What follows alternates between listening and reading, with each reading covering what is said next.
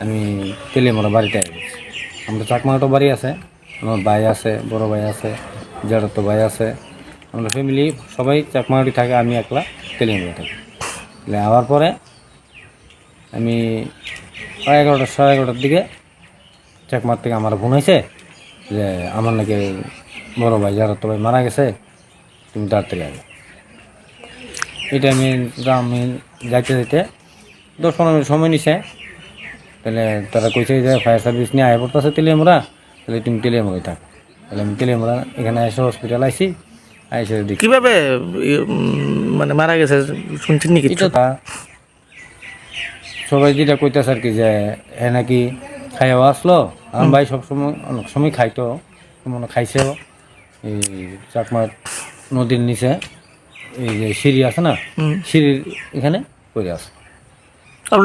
ভাই কি করে এমনিতে? আমার ভাই এমনি থেকে ওই বাসের গাড়িতে কাজকর্ম করে।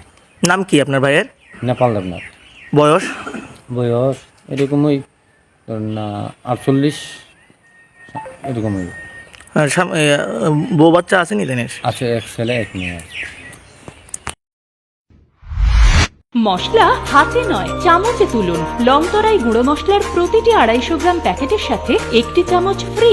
লংতরাই গুঁড়ো মশলা, রান্নায় তোমাকে চাই।